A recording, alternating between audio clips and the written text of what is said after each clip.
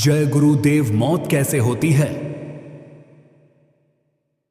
मौत का जब आक्रमण शुरू होता है तब पैरों की तरफ से प्राण ऊपर को खींचने लगते हैं। उस समय बड़ा कष्ट होता है, दिल की धड़कन बढ़ जाती है, चक्कर आने लगते हैं, श्वास रुक रुक कर चलती है, दम घुटने लगता है और चिल्लाता पुकारता है। यह क्रम कुछ देर तक चलता रहता है और प्राण खींचकर झटका दे देकर कमर तक का भाग त्याग देते हैं।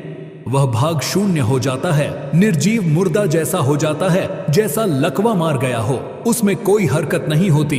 तब लोग कहने लगते हैं कि इधर की नब्ज छूट गई। इसी प्रकार प्राण खींचकर कंठ में रुक जाता है और कंठ से नीचे का भाग निर्जीव हो जाता है, न वो हिल सकता है और न ही हरकत कर सकता है। साथ ही जुबान भी निर्जीव होकर बंद हो जाती है और दम बुरी तरह घुटता है। आंखों से आंसू निकलने लगते हैं, पर वो बता नहीं सकता कि क्या तकलीफ है। पास के लोग, सगे संबंधी, बेटे बेटी सब खड़े खड़े देखते हैं और खुद भी रोते हैं, पर समझ नहीं पाते कि क्या कष्ट है। यह दशा बहुत देर तक रहती है। फिर भयानक शक्ल यमदूत की उसे दिखाई देती है। उसकी भयानक शक्ल देखकर आंखें फिरने लगती है। वो बोलते हैं कि मकान खाली करो। उसकी भयानक आवाज सुनकर सिर फटने लगता है, मानो हजारों गोला बारूदों की आवाज आ रही हो।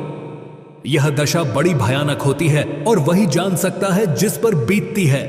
तब यमदूत एक फंदा फेंकते हैं और आत्मा को पकड़कर जोर का झटका देते हैं। उस समय आंखें उलट पुलट हो जाती हैं और उस कष्ट का वर्णन नहीं हो सकता। यमदूत का लिंग शरीर होता है। प्राणों को निकालकर यमदूत घसीटते हुए ले जाते हैं और धर्मराय की कचहरी में पेश कर देते हैं, जहां कर्मानुसार सजा सुनाई जाती है।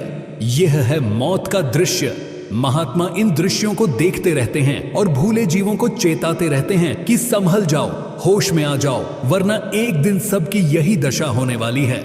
जीव के सच्चे रक्षक संत सद्गुरु होते हैं, जो जीव को काल के दंड से बचा लेते हैं। स्वामी जी महाराज।